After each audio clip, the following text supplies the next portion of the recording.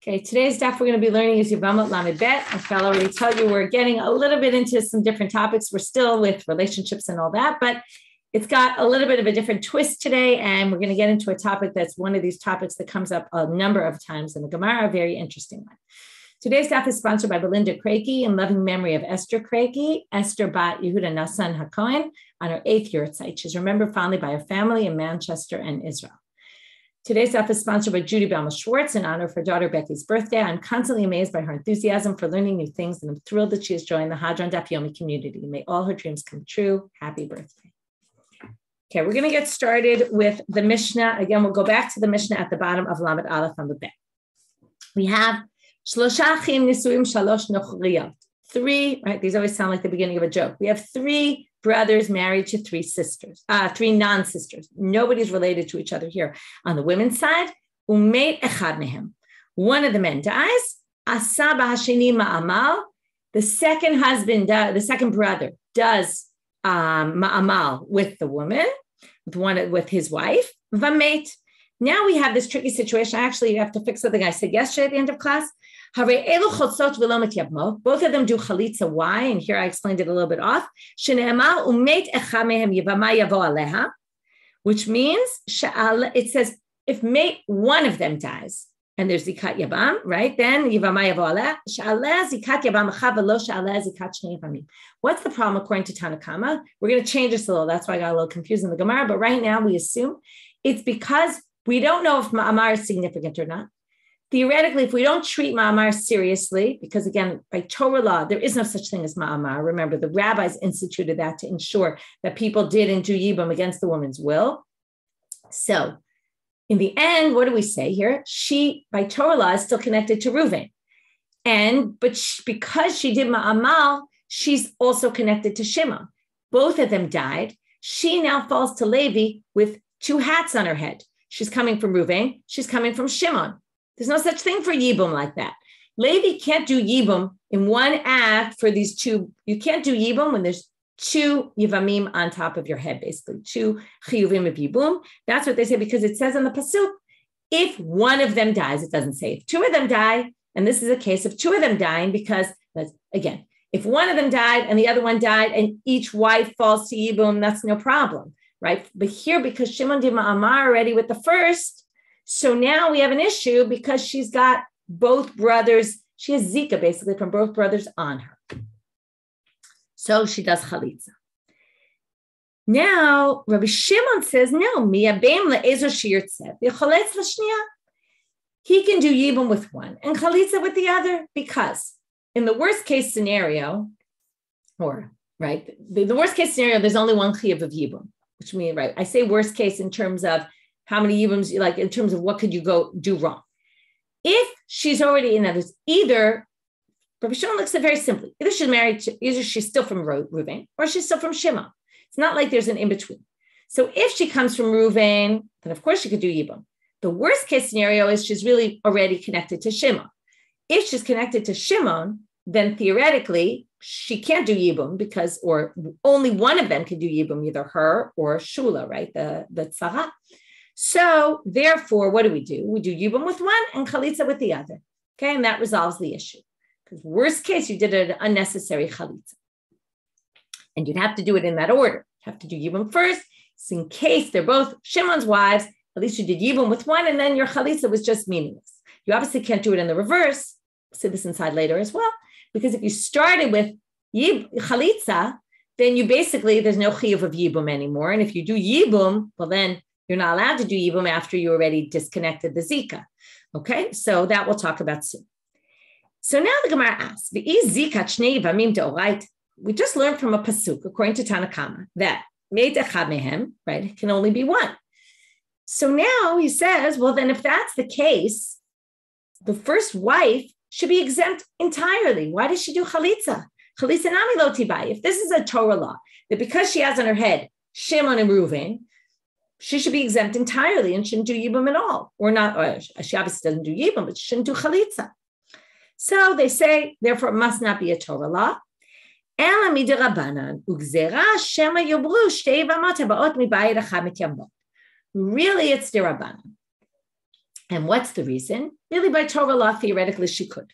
But the concern is, in other words, what does that mean? Well, by Torah law, again, this goes back to what we've been saying. Ma'amar has no validity by Torah law. So really, she comes as Reuven's wife, which means forget about not, right? She can even do Yibum, theoretically, right? She can now, we have one is Reuven's wife, one is Shimon's wife, and they both come in front of Levi. That's a normal case we've seen many times.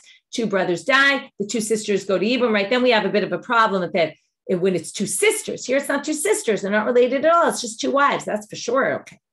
Right? Remember, we had the Zika problem of the two husbands died at the same time and their two wives fell at the exact same moment. That was a problem of achot zkukato. Here there's no sisters. So theoretically they could have, but why didn't they allow it? Well, think about the outside world here, okay? What did they see? They saw a woman who did ma'amar with Shimon. Now, if you think about Yibum, okay, the Gemara doesn't say this, but I want you to think about it because I think it's very obvious once you see it in this light. Once she does ma'amar, think about it, right? You go to a wedding, there's kiddushin, right, under the chuppah.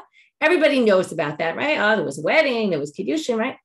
Nobody knows what happens at home, right? So in Yibum is going to be fulfilled when they have sexual relations. Now, that's not something that's public. The public part is the ma'amar. The public part was done. So now it looks to the outside world. They did ma'amar. Maybe they're already married, right? Maybe they did Yibum. We have no idea.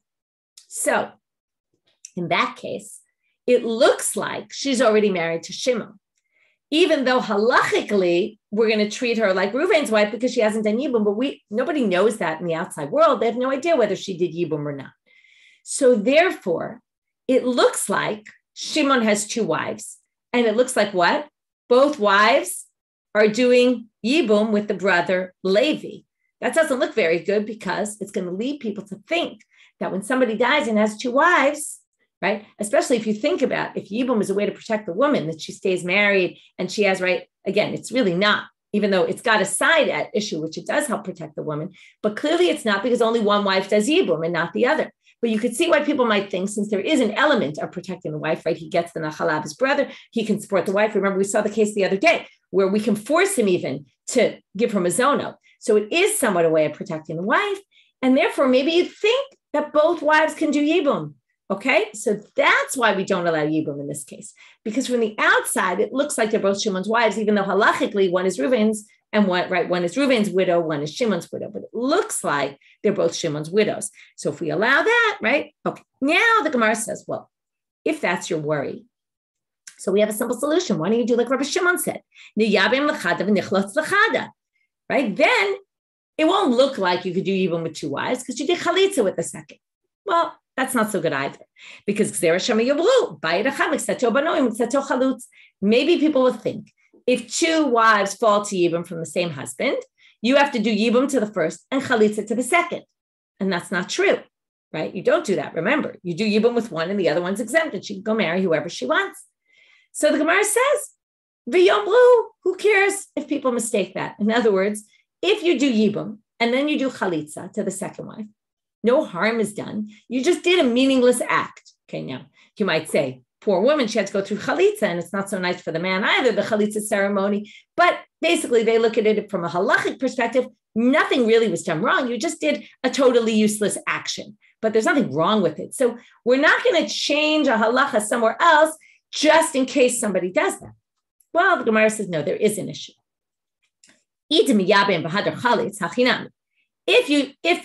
If people will get confused and think that you can do Yibum and then chalitza, you're right. There's no concern. Who cares? That's fine. But what's the gzera? The concern is, what if you did chalitza first? If the husband, right, if you have two wives who fall to Yibum and the brother does chalitza with the first woman and then Yibum with the second, right, he messes up the order, which you could see why, that's a major problem, because what did we learn already? Once he does chalitza, then there's the problem. The pasuk says, Asher lo yivneh beit achiv, right? Because he didn't build, and it says, should have said Asher lo bana. He didn't build his brother's house. It says Asher lo yivneh in future tense. So they learn from there.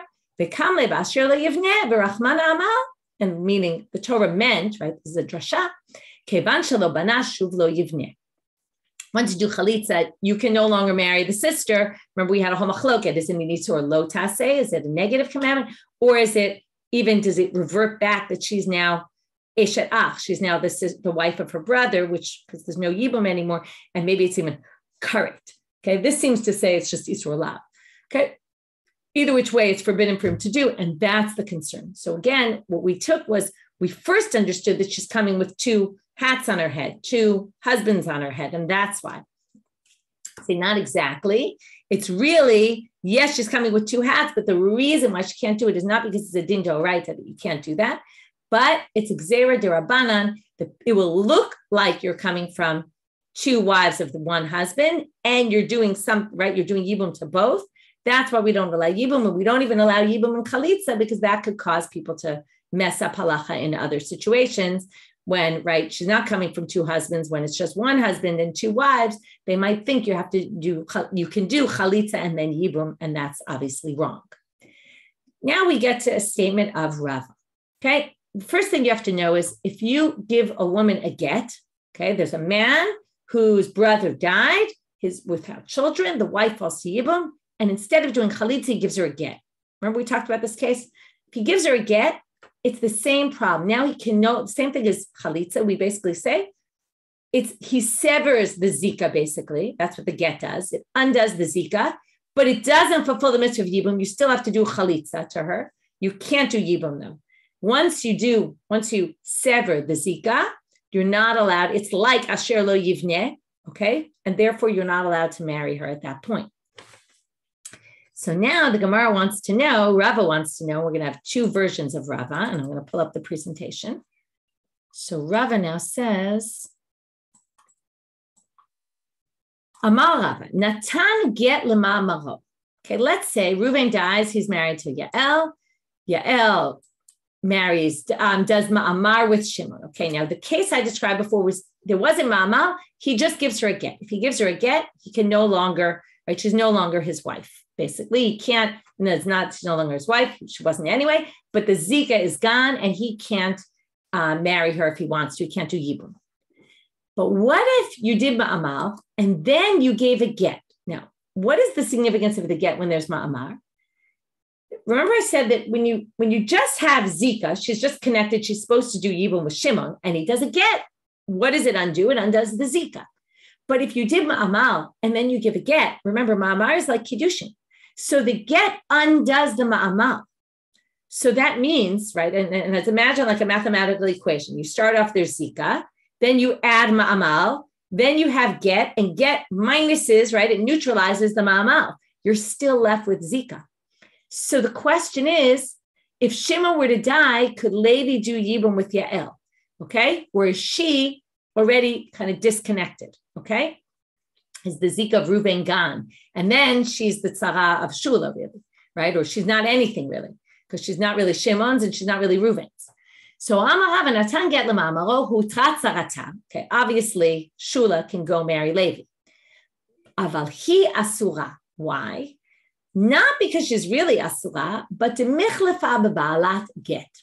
Since if she just had a get and there was no ma'amar, it would have undone the zika, in which case she won't be able to do yibum with Levi. But if she now does the get, he gives her a get that undoes the ma'amar, theoretically the zika is still there of Reuven, which would then mean zika of Reuven, she can do yibum with Levi, and Shula can do yibum on account of Shimon. But since we're worried that it will look like, because just since she got a get, even though the get only undoes the ma'amar, it looks like if she just got a get, so we don't want them to confuse that halacha, so we don't allow this as well. So Yael can't do yibum, but Shula can do yibum. The second version, Ikada Amri, some people say that Rava said, Amar Rava, the actual opposite. Natan get lema'amaro utra filuhi. And this goes by the mathematical equation that we said. There's zika, there's ma'amar, there's get undoes zika, ma'amar, but there's still zika. So she could do, she could do yibum on account of Reuven, because at this point, she's not connected to Shimon anymore. Remember, we had the whole problem in our Mishnah because of the ma'amar. This basically neutralized the ma'amar, and there's no problem of michlefa b'gita. So we basically say, okay, she can do yibum on account of Reuven, and Shula can do yibum on account of Shimon. So basically, in this case, Shimon dies, both are permitted to do yibum with Levi. Okay, that's the second version of Rav. And my timer, what's the reason the Gemara says? exactly what we said. My da'avid bas shakle, whatever he did to her got undone, and therefore it's as if we were back at square one, and she's Reuven's widow, and she can do yibum. Okay, new Mishnah. Shnei achim, and this is something we already quoted this Mishnah on Daf Lamed. It's always fun. We can review. Last time we quoted it because we said it's very similar to the Mishnah on Daf Lamed. Why do we need this? Why do we need that Mishnah if you already have the Mishnah on Lamed Bet? Now we're going to ask the question in the reverse. If we have this Mishnah, why do we have the Mishnah on Daf Lamed? Okay, I'm sorry. My mistake. If we had the Mishnah in Daf Lamed, why do we need this Mishnah? So Shnei achim nisuim shtei achayot. Okay, hopefully you'll remember this case. Two brothers are married to two sisters. So Reuven to Rachel and Shimon to Leah. Umet echad mehem. So now Reuven dies. And then, now what happens to Rachel? She's exempt because she falls to Yevamot to her brother, to his brother. He's already married to her sister. He can't marry two sisters, so she's exempt. But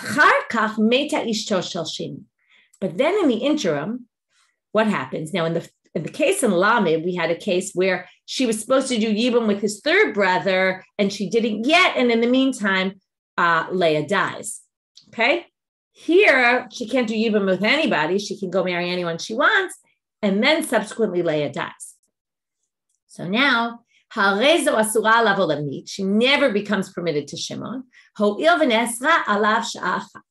Okay, so she's prohibited to Shimon because she was prohibited to him from the moment she fell to Yibum, and that prohibits her forever to Shimon.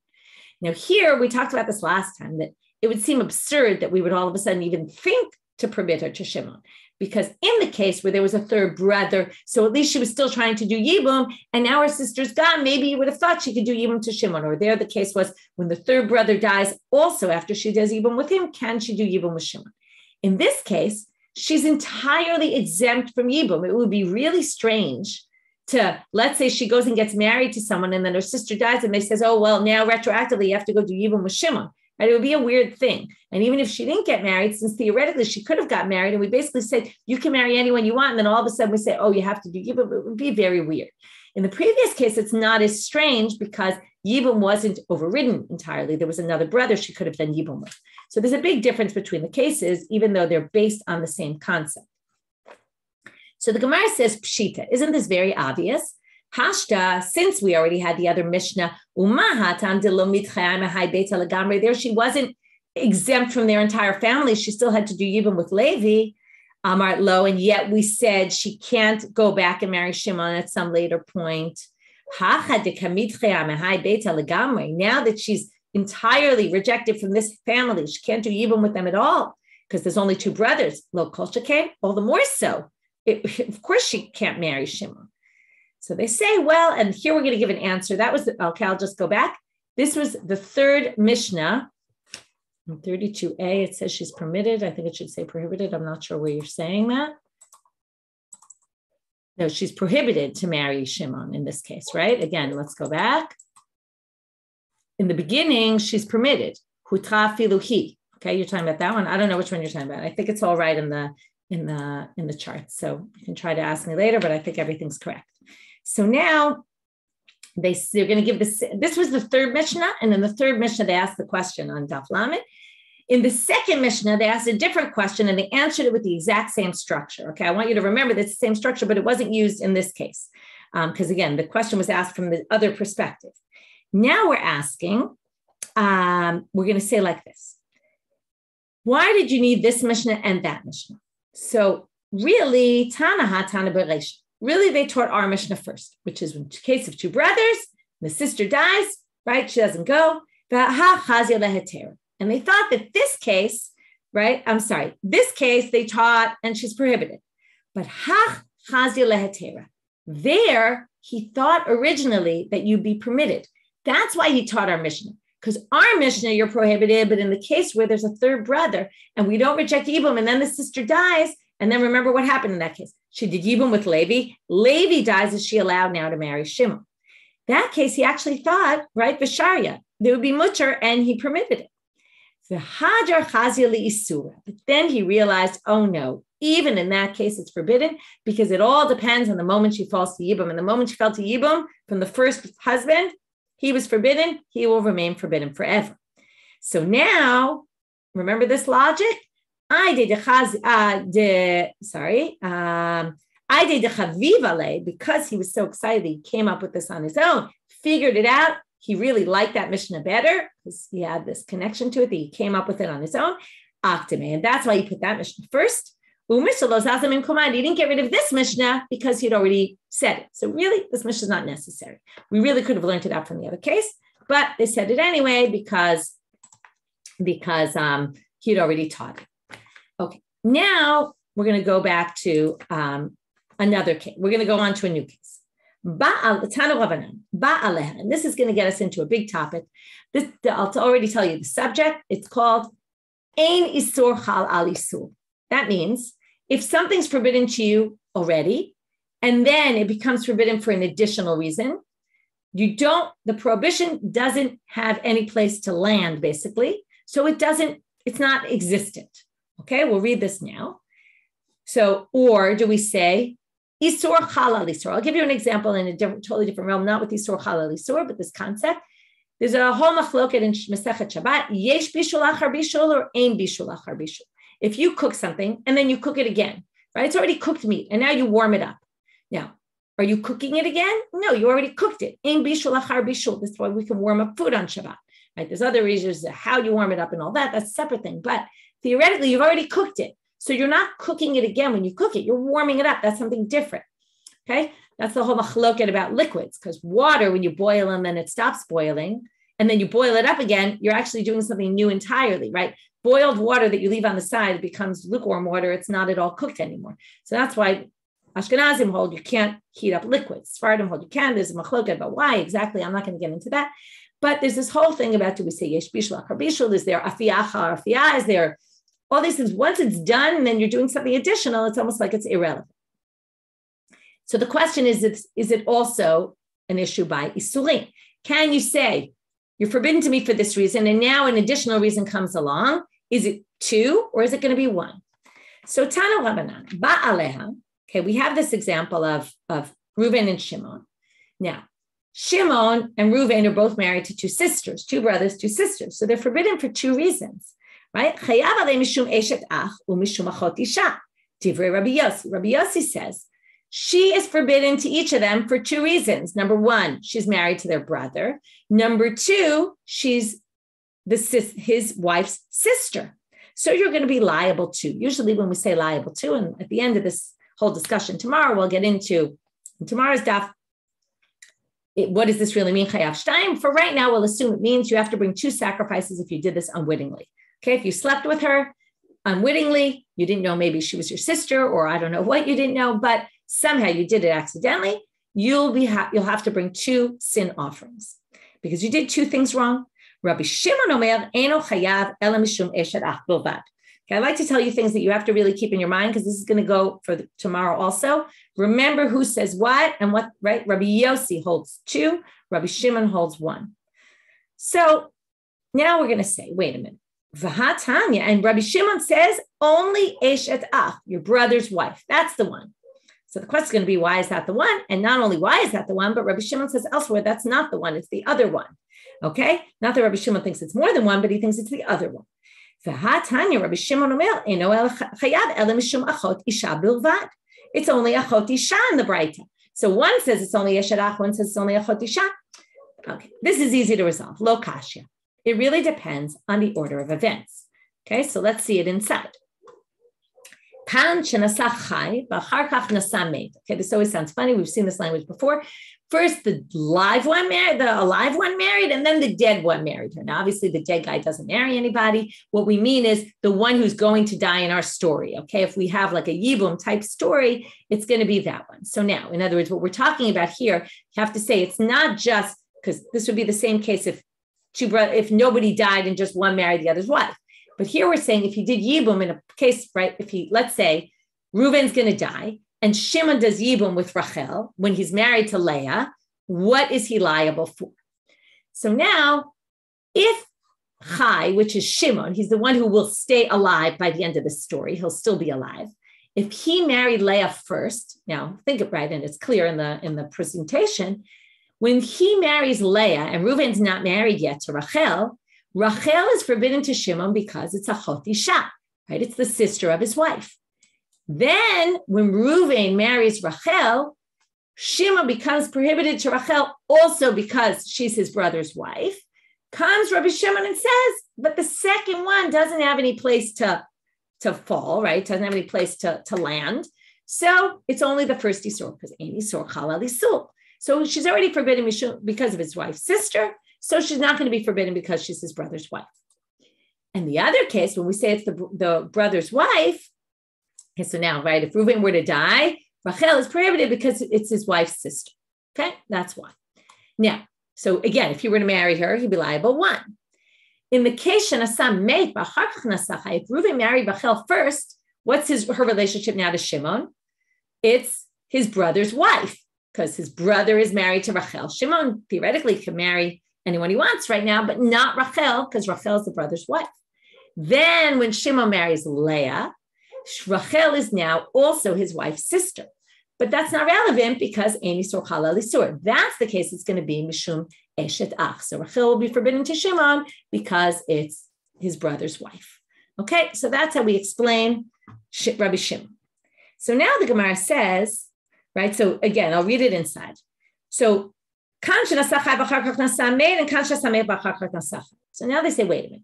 Rabbi Shimon, that second case. Okay, so now let's go back for a second and let's pull it up. So in this case, what did we say? She's prohibited because it's his brother's wife. Now, why can't he marry? Now, at this point, the prohibition is his brother's wife, but now that Reuven died, okay, I don't know why Shimon died here. It's a mistake that Shimon died. I don't know why that's here. That shouldn't be. Okay, let's keep on this one. So when Reuven dies, what happens? So before Reuven died, Rachel is prohibited to him only because it's his brother's wife. As soon as Reuven dies, what happens? Rachel becomes permitted because of his brother's wife, because Yibum always overrides the brother's wife. So we basically say to Rabbi Shimon, we have a problem here, because if Rachel falls to Yibum to Shimon and his brother's wife is overridden, what are we left with? His wife's sister, but his wife's sister was crossed out. His wife's sister never happened in this case because there was no place for it to fall. So theoretically, it never fell here, never had a place to land. Maybe Rachel can do Yibum here. It's this absurd thing. Because even though technically she is his wife's sister, that Isur usually kicks in when Reuven marries her. When Shimon married Leah. But it didn't this time because she was already forbidden to him because she was married to his brother. So maybe he actually could do Yibum with her. So comes the Gemara and says, no, you misunderstood. Amar Ravashi. Isur Chotisha isn't crossed out entirely. It's mitlatale v'kai. It's hanging there. Okay? It's there. It's just hidden, basically. And then what happens? If the Eshet Ach disappears, well, then if number one is gone from the list, then his wife's sister will reappear. So in this case, obviously you can't do Yibum with Rachel, because even though really she's only forbidden to him because of his brother's wife, once Yibum comes and overrides his brother's wife, and he's allowed to marry his brother's wife, then the wife's sister, Isur, kicks in, and then he can't marry her. Okay, that's Rabbi Shimon. For the rest of today, we're going to be dealing with Rabbi Yossi. Rabbi Yossi said, Rechayev Shtein, which means basically, we're going to assume right now, Rabbi Yossi must hold Isur Chal al Isur. You can have one Isur and another Isur, and the second one is going to apply as well. So now, is that really true? We're now going to show a Braita where Rabbi Yossi doesn't hold this. And then we're going to have to start distinguishing between cases in order to answer this. The Savar Rabbi Yossi, Isur Chal al Isur, the Hatanya, it says in a Braita, Abal Avera sheyesh ba shtei mitot. If you transgress something that has two deaths involved, you get the more strict one. But Rabbi Yossi Omer, usually we say Kimle b'derabba mineh, although this is going to be different. This is not exactly that, and you'll see why in a minute. Kimle b'derabba mineh means if you do one action and you do two prohibitions in that one action, you're going to get the more severe punishment. Okay, which sounds like what Tanakh is saying. Comes Rabbi Yossi and says, Nidom b'zika rishona haba alav. If you were, and this zika is not the same zika. What this means is not zika between husband and wife. What he says is it's whatever issue fell first, okay? The first forbidden, Kimli b'derabim often could be you did one thing and they're both happening at the same time, or they're both forbidden to you at the same point. But here he's going to say, if one thing was forbidden to you first, and then comes a second thing, then you're going to basically be only liable for the first. That's exactly our thing. Achotisha, eshetach, or eshetach, achotisha. You're only going to be liable for one. Now, what did he say by us? You're liable for two. So how are we going to explain this? So let's explain what he means. Zikar Rishona. V'tanya, there was a Braita that explained this. Ketzad. Ketzad amar Rabbi Yossi nidon b'zikar Rishona ba'alav. What would be the case? Chamotov naset eshet ish. You get married, a man gets married to a woman, and she has a mother, and her mother's not married. Either she got divorced, or maybe she had a daughter out of wedlock. Whatever it is, she doesn't have a husband. So now, first, she's forbidden to him because she's chamotov. She's the mother-in-law. Then, naset eshet ish. What if after that she marries the mother-in-law? Now, if a man sleeps with his mother-in-law, he gets sreifa, burning. If he sleeps with a married woman, it's chenek, strangulation. So if first she was forbidden to him because she was his mother-in-law when he married his wife, and then it's the same kind of concept as here, and then it was eshet ish, she got married then, so nidon b'chamoto. He's going to get skila. Sreifa, burning, because of chamoto.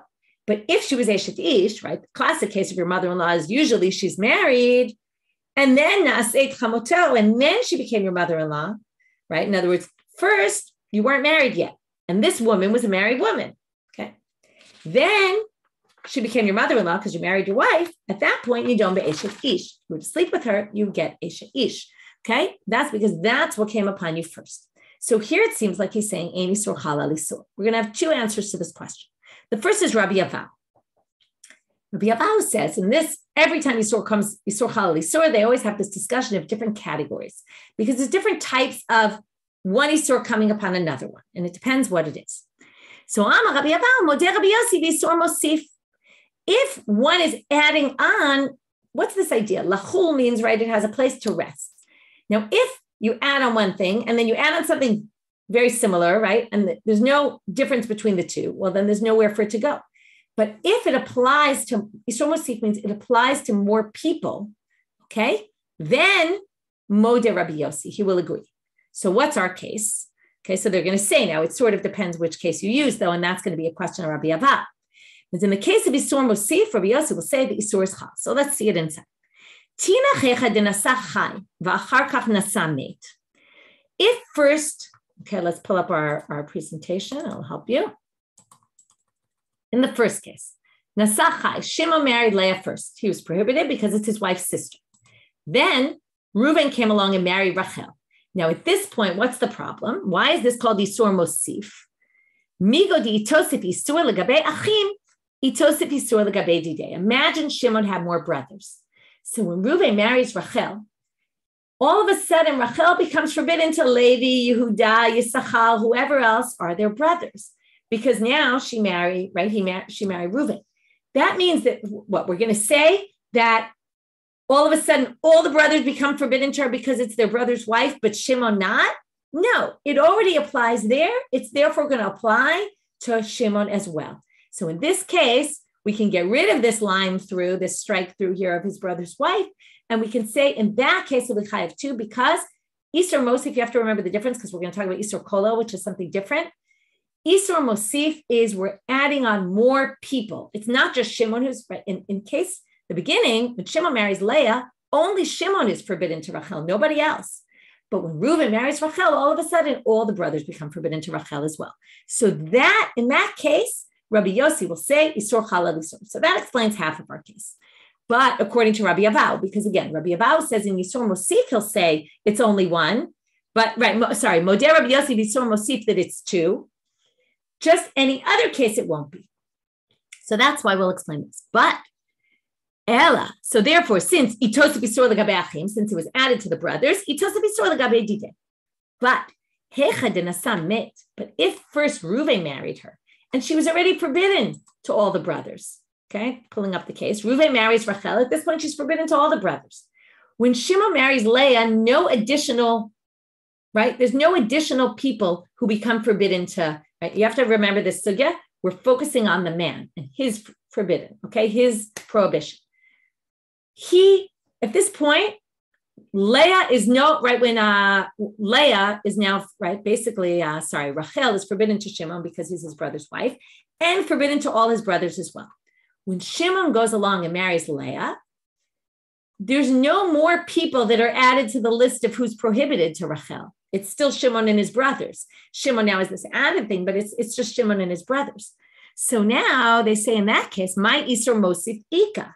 In this case, there is no Isur Mosif. Again, Mosif means we're adding on more people who are going to be prohibited. There isn't such a thing. In which case, Rabbi Abba only said that Rabbi Shimon's modeh in the case, Rabbi Yossi's modeh in the case of Isur Mosif. But this is not Isur Mosif. So now we're still stuck with the question on Rabbi Abba, and we really am with the question on him. His theory doesn't really stand fully because it only explains half the case and not the other half. So in that case, really, he would say the Rabbi Yossi is only chayav one, and that doesn't make sense because that's not what appears by us. So now, well, there is something additional. All of Leah's sisters now and Rachel's sisters are now forbidden, right? Until then, it was just, all of Rachel was the only one forbidden, right? Because she's married to Reuben. She was forbidden to all the brothers.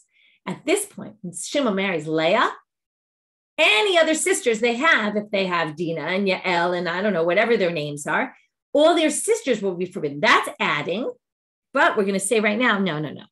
That's not adding more people who are prohibited. It's adding more people that are prohibited to him. In other words, it's adding on to the Isur, meaning the Isur was one, now the Isur is going to be many for him. But it's not adding on more people that are going to be prohibited. Again, it really depends whose perspective. Because from the sister's perspective, it's adding on more people who are prohibited. But we're not doing that. Right now, we're looking very focused on Shimon. Not to say we don't need to look at her, but for this purpose, we're looking at Shimon. Because he was the subject. So now, by the way, I just want to point out, Isur Mosif is only if he has brothers. If he doesn't have brothers, then it won't be Isur Mosif. Like in our picture there were no other brothers. It actually wouldn't be Isur Mosif. It would have to be the Chazon Ish says anyway. I'm sure there were different opinions that there would have to actually be more brothers in order for it to actually work. Okay, it's not just theoretically she could have been usher to more people, then it won't work. So now, that's Isur Kolel, and Isur Kolel, we assume Rabbi Yossi holds Ein Isur Halal, Isur, and Isur Kolel. So now, therefore, we're stuck. Ela Amarav. So Rav is going to explain again. By us, Rabbi Yossi said you're chayav shtayim, right? Achot isha and eshetach. In the other case, he said with the chamoto and all that, he said, oh no, you're only chayav one. So how can we explain it?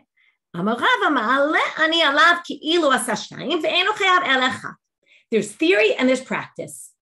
In theory, you did two things wrong, but in practice, you're only going to get one punishment, right? Because remember also, they were dealing with death punishments rather than korbanot, sacrifices. So then they say, he says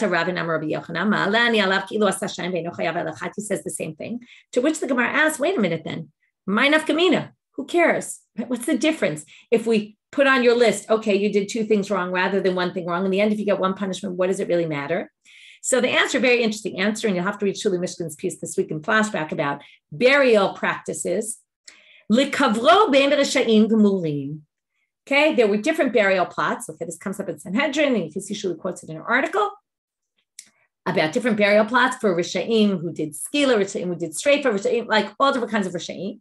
And there was a place for Risha'im Gemulim. Now, it's unclear exactly what this means, but it seems if you've done two things bad, then you're going to get a worse burial plot. Basically, you're going to be in the area with the Risha'im Gemulim, and you're not going to be able to be buried with, people of, lesser problematic types. Okay, so that's an interesting nafkamina. We're actually going to see this also in tomorrow's stuff as well.